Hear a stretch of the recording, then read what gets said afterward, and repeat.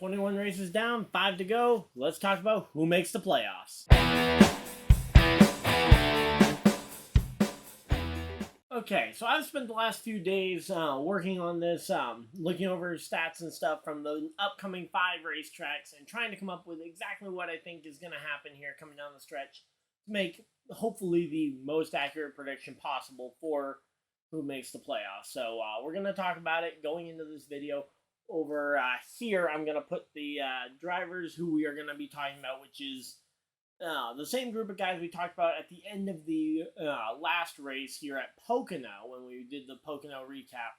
Those are the same few names there: Bubba Wallace, Michael McDowell, AJ Allmendinger, Ty Gibbs, Daniel Suarez, and then the 200 guys of Chase and Bowman.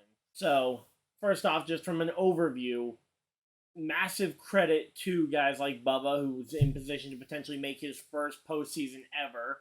Michael McDowell, who's on pace to potentially make his first postseason on points ever.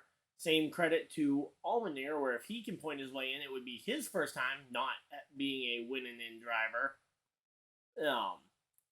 And then, actually, ironically, most of the guys near the top haven't won or have always had a win to make the playoffs. Suarez may have been able to point his way in last year if winning your in wasn't a thing, but he got a win before the halfway point last year, which nullified that. But so far this season, he's yet to get a win. Ty Gibbs, the rookie, has been looking very strong, especially last week at Pocono, getting his first top 5 of his career. So certainly nothing to scoff at. But we'll get into these next few races and hopefully talking about how he'll perform. And then the last two, I kind of mentioned it last in the Pocono recap, but I think likely Bowman and Chase will probably both need a win. We'll talk about some of their potential opportunities and what I think the likelihood is that we do see a surprise winner down the stretch. And also a quick premise, until the very end of this video, I'm not going to be talking about most of the other drivers below this, even though I know we do have Daytona as the regular season finale, and anyone can win at Daytona and flip this all upside down. But for the premise of this video, we're not going to be going too outside the box in terms of a winner at Daytona. So let's get right into it with Richmond.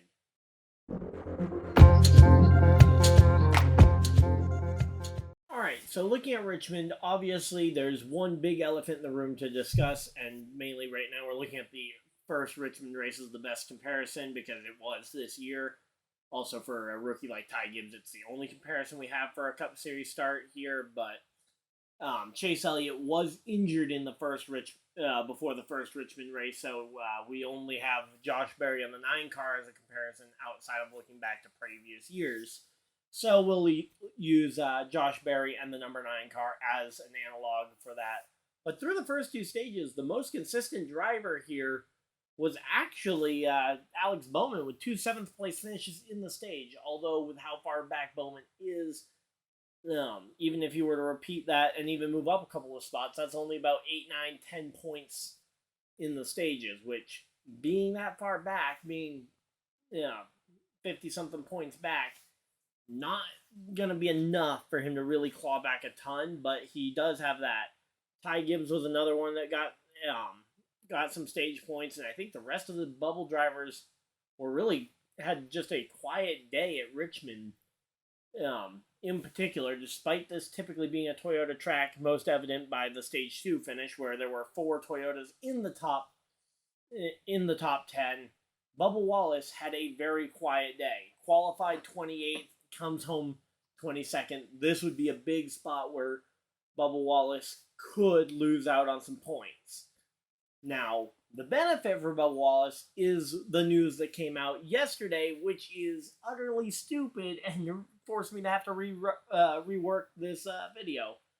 AJ Allmendinger is going to be racing in Road America for the Xfinity Series this weekend instead of qualifying for the Richmond Cup race, which means he will start dead last on Sunday for the NASCAR Cup Series race at Richmond.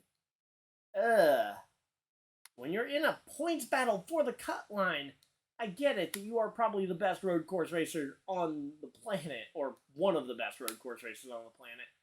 But are you telling me that Trackhouse couldn't find anybody else that they thought was worthy of the number 10 car for their Xfinity program for Road America? They couldn't call up Andy Lally, Justin Marks, any of these Australian supercars guys who want a shot at the Cup Series, give them a NASCAR Xfinity start on a road course to help wet their feet a little bit. Although I don't think Shane Van Gisbergen really needs that coming up.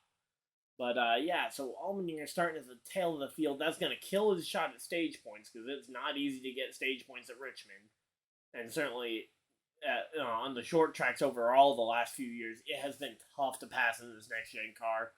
I think that move by Allmendinger is going to hurt him and going to lose him a few points here going into it.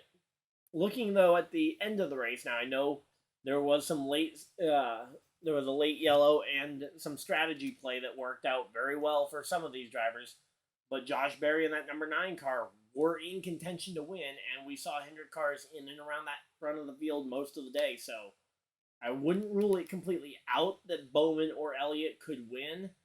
I just don't know if Richmond is really their track, since it is typically a very much a Toyota powerhouse. And looking at the weather, it may be a Monday race, which means Monday Martin could strike again and win this race. So, if Martin Truex Jr. does win it, Chase Elliott and Bowman do stand in good positions to claw back a ton of points, where Josh Berry managed to get a runner-up finish at Richmond, and you had Alex Bowman getting a top 10 and having previously won at Richmond in the past. Some good point stays potentially there. Now, another driver who manages to get a very good top 10 out of that day is Michael McDowell, the guy on the cut line. So he could stand to increase his gap over the cut line by a decent margin here. Ty Gibbs also getting a top 10 as one of the only 2 Toyotas in the top 10 in that Richmond race. Certainly looks like he stands to show that he may have something at the short track here this weekend as well. We'll have to wait and see, obviously, but I would look at Ty Gibbs, Michael McDowell, and potentially the 2 Hendrick guys as the guys standing the most to gain from this weekend. Meanwhile, Bubba Wallace and Daniel Suarez both finished 23rd and 22nd, respectively. So yeah, so that is Richmond broken down. I think, again, your guys that are going to be moving up and trending upwards are going to be McDowell and Ty Gibbs, as well as possibly the 2 Hendrick guys. Although I did say I think that one of them will need to win the race, but or will need to win a race to make the playoffs. In terms of points, they'll at least claw something back here. And we'll have to wait and see if that's enough.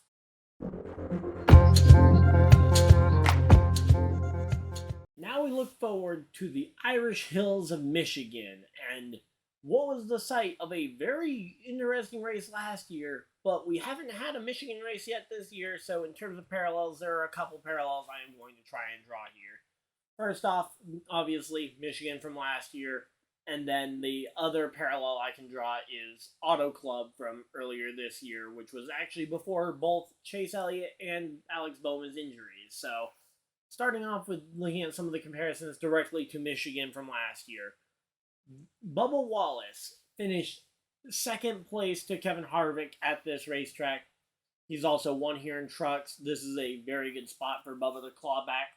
And will probably gain back any point he loses. He might be negative 1 or 2 on the cut line, going from what he does at Richmond to what he does to later on at Michigan here. I think these 2 races will balance each other out for the most part.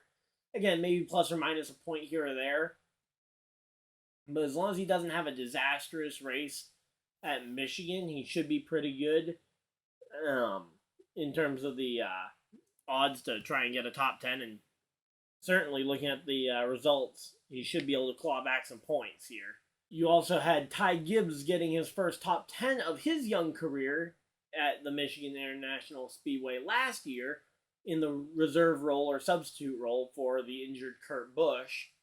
So again, that looks good for potentially Ty Gibbs continuing to start clawing back some of those 28 points that he was lacking after 2 good races, potentially at Richmond and Michigan. He could find himself within shouting distance of the playoffs. Alex Bowman was kind of middling at both Auto Club and Michigan, so all the comps just kind of say he'll probably be somewhere 10th to 15th, but not spectacular. So, again, where he's so far back in points, I think this race might be the one that officially seals it that he is going to be in a must-win. But I already think he should be in that mindset anyway of a must-win, so I don't think this changes much for Bowman. But Chase Elliott did come second place in the Auto Club race earlier in February. Now, he did end up finishing 11th place in the Michigan comp from last year, so looks like, again, maybe a top 10 day, but that race, if that race at Auto Club is to be believed, potentially it could be a very good calc that he could potentially be in contention to win on Sunday in Michigan. But, of course, that's still a week out, so we don't know. But also, both those races are pre-injury, which we haven't heard if there's any long-lasting damage or anything.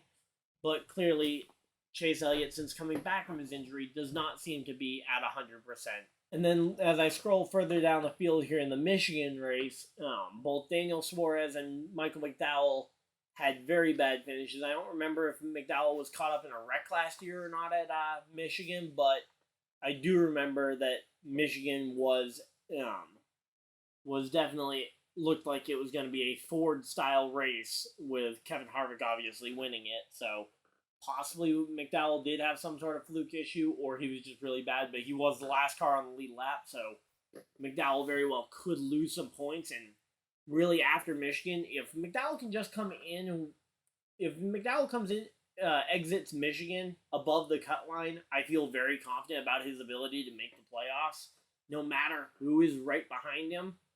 But again, a 28th place finish in Michigan as the comp from last year, not exactly inspiring the most amount of hope there. Daniel Suarez, a little bit better, finished 25th, but realistically, again, he's already behind on the cut line, and if he doesn't win, he can't really afford more than one bad race. So if Michigan is his one bad race, he needs to be on it the rest of the regular season here, and I just don't know if Suarez has that in him, but I guess we'll look into some of these other tracks coming up. I think next up is the Indy Road Course. So, yeah, let's talk about the Indy Road Course.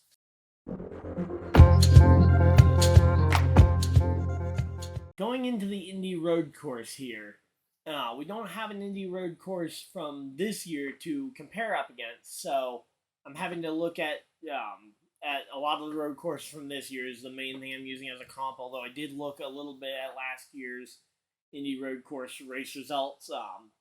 Obviously, Tyler Reddick winning for for Chevy last year, but now being in a Toyota, he could very well win this race for Toyota this year. Toyota looks a lot better at the road courses this year than last year, so we'll have to wait and see, but certainly looks possible that he could win that one. As a guy not really in this conversation, but that does give a pretty good comp that maybe he could share some insight with his teammate Bubba Wallace, potentially helping Bubba perform well at apparently what is his best average finish racetrack, although he only has 2 starts there, so I don't put a whole lot of stock in a best average finish until we've had at least 4 or 5 races at a track.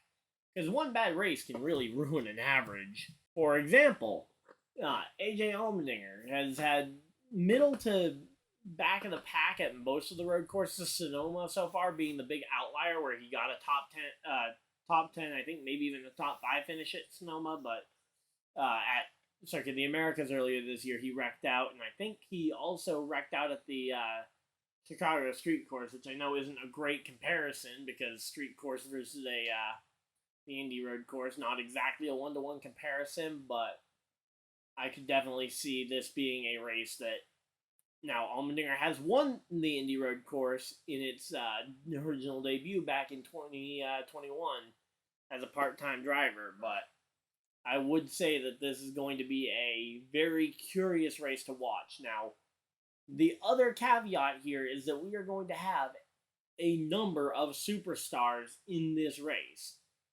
We have two V8 Supercars guys, Shane Van Gisbergen, trying to go back to back after winning at Chicago earlier this year.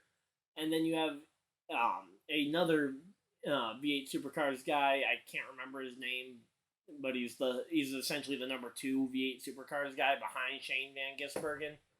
So potentially he could get this one. He's driving an RCR Chevy just like Reddick was last year. So I wouldn't say that either one of them are necessarily locks to win it. But for some of these guys like Chase Elliott, who I think, again, needs to win, especially if he doesn't have a spectacular race at Richmond or Michigan. If he has one bad race there, I think it will be must-win territory, and that is a stacked field to have to win against. Although Chase Elliott's numbers in the road courses, he was 5th at Sonoma and 3rd at Chicago. He didn't race in the Circuit of the Americas race early on in the season, and his car did end up wrecked out with Jordan Taylor behind the car, so possibly a cause for concern. Not to mention, I know Elliott wasn't exactly the front runner in that race in Chicago until rain and darkness ultimately shortened the race, flipping the strategy for Chase Elliott. So again, I wouldn't necessarily say that he is a lock to claw back a ton of points, although this is one of those tracks that I think definitely plays more to Chase Elliott's strengths than anything else we've talked about so far. Chase Elliott could be in position to claw back some points here. Again, Bubba has been hit or miss on road courses. He's actually been pretty bad on them this year in particular, but again, good average finishes at the road courses, and if he can have a solid day at Richmond and Michigan, he can build up a solid points gap so that if he even just has, say, a 15th to 20th place finish and can actually finish 15th or so, he will still be above the cut line exiting the Indy Road course. So I think that will be okay. Again, you'd want to be more than okay, but the fact that Suarez has also been a little bit off at the road courses this year, even at when he went to defend his win at Sonoma, he finished 22nd. So yeah, not a great one. And then talking about Ty Gibbs here for a quick second. I think the Joe Gibbs cars do look a lot better at the road courses this year than they did 1 year ago. But I don't know if Ty Gibbs, he showed a lot of proficiency for road courses, but there is just such a stacked field. I think it'll be tough for him to finish much higher than about 10th. Now, a top 10 finish here, again, if he can just have solid finishes, it might not be enough to get him into the playoffs, but it will certainly show some good fight here. But with the stacked field, I think it'll be hard for him to finish any higher than about 10th. So, not a great points day for Ty Gibbs looking at that one. Again, I'm not expecting a ton from Bubba Wallace this week because, again, Toyota has not been the best road course guys, although he does have a good road course driver as a teammate for Sats. Allmendinger hoping to bounce back. He needs the points and at the very least, he needs to be fighting with Michael McDowell, which those two seem to do a lot, by the way, at the road courses so far this year. Michael McDowell and Allmendinger, those two both need to be fighting for every stage point they can get at the road courses, because not only is it that they need to gain points, any point they gain is probably a point taken away from Allmendinger, because those two, I mean, at Sonoma, I think they finished 6th and 7th. At the Chicago street course, they were running right around each other up until the last couple of yellows, and then at the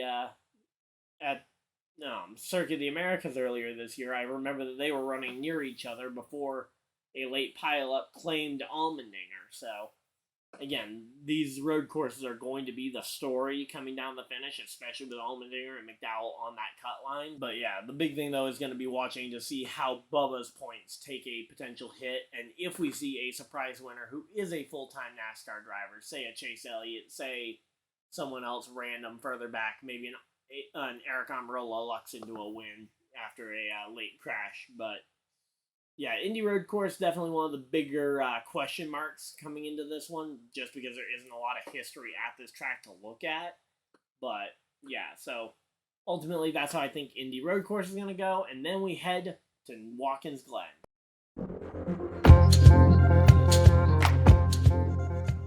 And now, for the lot of you guys that I'm sure are waiting, let's talk about Watkins Glen and let's talk about Chase Elliott. Because out of the remaining tracks, this is the track that if he is going to win and get his way to the playoffs, it will be here. He was pretty close to the win here last year before getting moved by Kyle Larson out of his way. I think he will have no hesitation, hopefully, in returning the favor to Kyle Larson, because he said he would have no hesitation. He would start returning the favor to Kyle Larson after that one. But, yeah, I question if he will. I hope he would be willing to do it, because teammate or not, he needs to make the... Chase Elliott wants to make the playoffs for himself. But, yeah, he was a top 5 car here last year. Definitely should have done it. Now, again, he ran well at the 2 road courses that he's run since his return from his injury. But the concern there is, again, just the fact that if he doesn't win, it might still be tough. Now, again, if Chase Elliott does win, that moves him up into it. And honestly, unless, because we haven't had any big announcements in terms of star-studded drivers, so I think the battle for the win at Watkins Glen will be between 3 drivers. Larson, Elliott, and Allmendinger.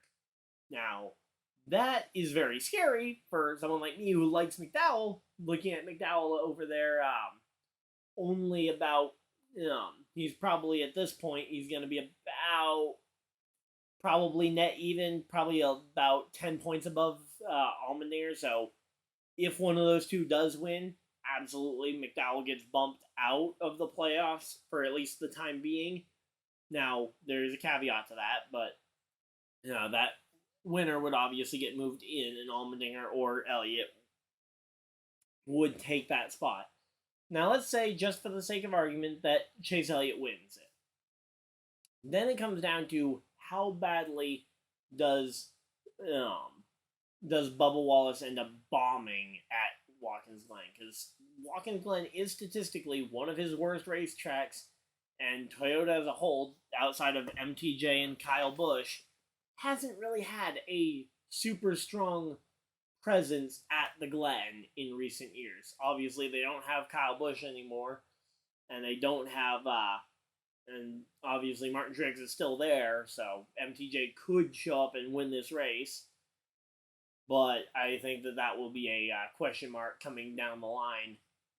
Similarly, again, Reddick will be a factor in this race, I am certain. But, again, we'll have to wait and see how this ultimately goes. But if let's say that Chase Elliott does win here and lock himself into the playoffs, or even Allmendinger for that matter, McDowell absolutely needs a top 5 or a top 10 here to realistically try and make up the points that he needs on Bubba Wallace, especially if Bubba does have 3 solid races at Richmond, Michigan, and Indy Road Course.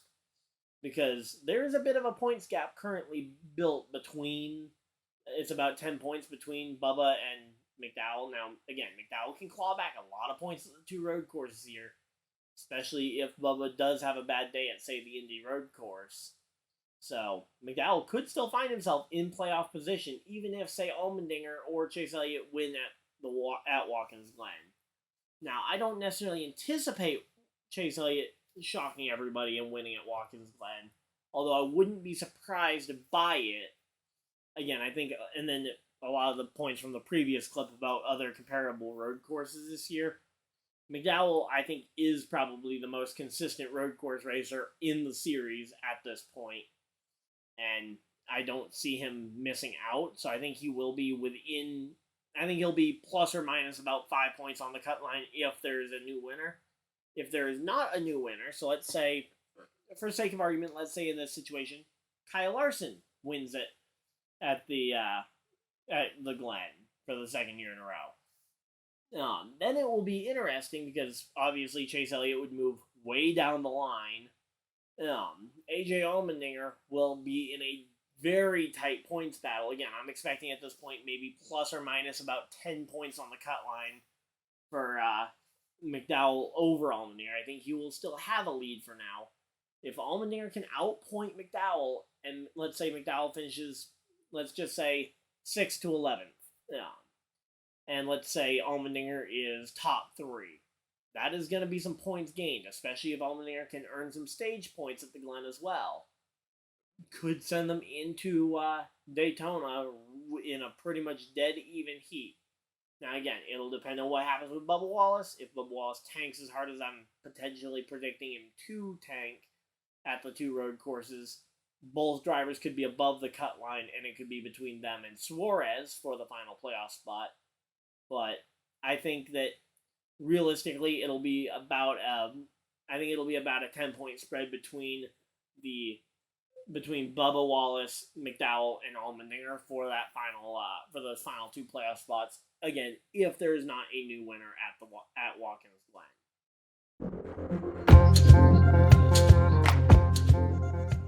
And we come to the final part of the episode here, and we're talking about Daytona.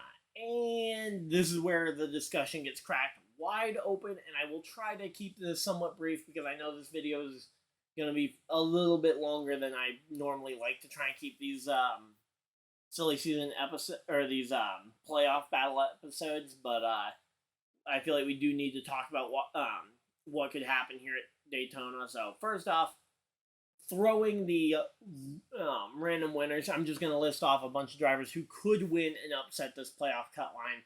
I'm hoping for the sake of most of these cases that they don't, but let's just gonna throw out some names here.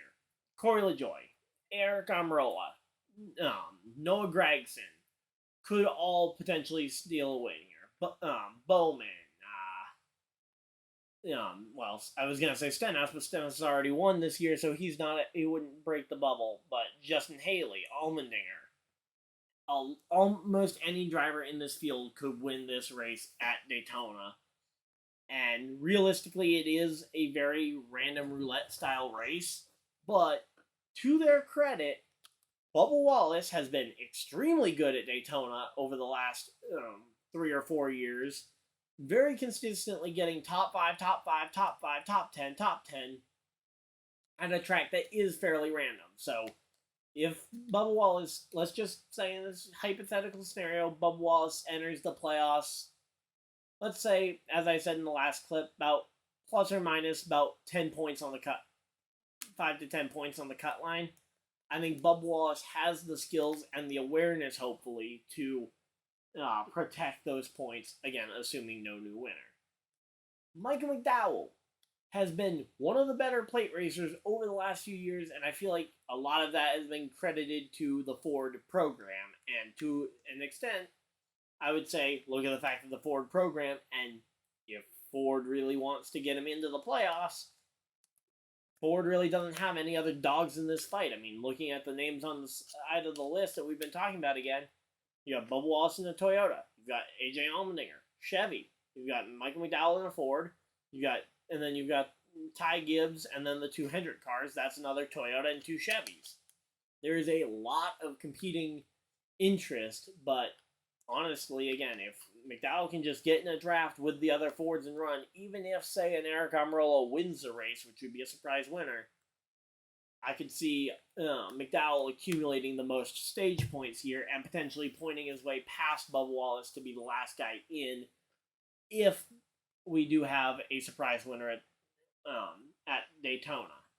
Now, Allmendinger is another driver who has been very good at Daytona, but I think with the Chevy competition between needing Elliott, Bowman both trying to win, so the Hendrick guys won't really be that inclined to help him.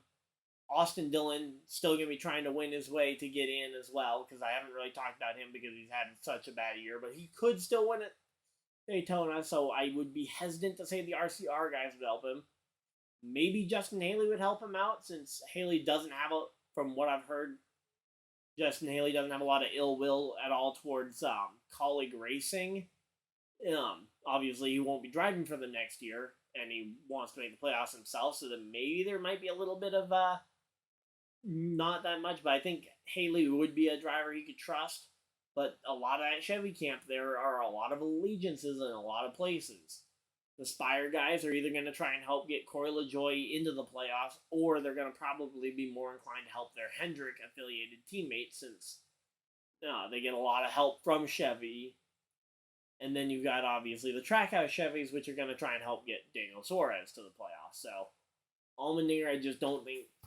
I think that the battle at the Daytona track is going to be down to the allegiances and the teamwork. And I think in terms of just overall getting points and avoiding disaster, I think Mike McDowell probably is your best bet to secure the points, again, if he comes into this without having a disastrous race at one of those races. Now, he could very easily have a breakdown at Michigan and or a wreck at the Indy Road Course, which puts him way behind in points and kind of tanks this season, which would be worst case scenario. But I don't see it as likely considering what has happened the remainder of this year. So ultimately, looking at Daytona, I don't see necessarily a surprise winner. I think we'll see a winner from the current wins list. I don't know who it would be.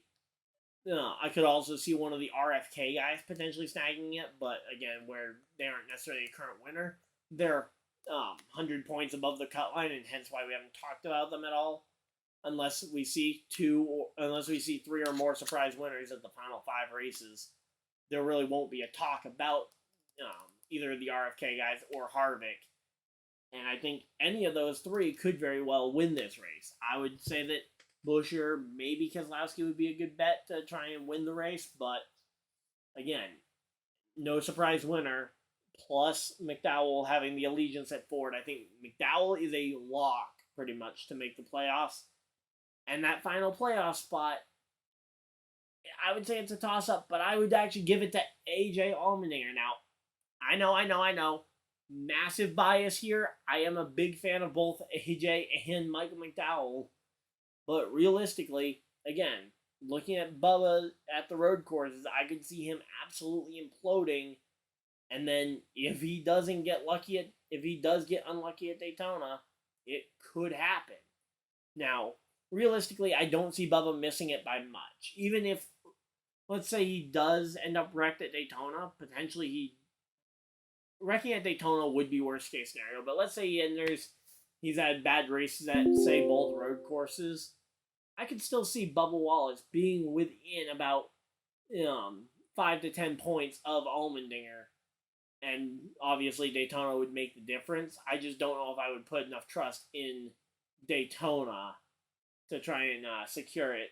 Because I think Allmendinger might end up with the points lead between those two. So, again, my personal pick is I'm going to say Allmendinger makes the playoffs and Bubba Wallace is going to come up heartbroken, although I wouldn't be shocked if it ends up the other way around. But I think McDowell is the higher of the... I think McDowell will be the higher seed of them. I think McDowell will be the 15, and then the 16 slot will go to either Bubba or Allmendinger. Really, whoever gets luckier at the final 3 races, because if Allmendinger implodes at one of the 2 road courses, he can pretty well kiss his playoffs goodbye, because he needs some good runs in the playoffs to claw back the points that I think he will. But if he's in contention to win at the Glen, and if he has a solid top 5 to top 10 finish at the Indy Road Course, and again, if Bubba has a disastrous race at one or both of those, it will put Bubba well behind the 8 ball for Daytona. And I don't know if either driver necessarily has the alliances to fall back on. But I think I will take Allmendinger's experience here.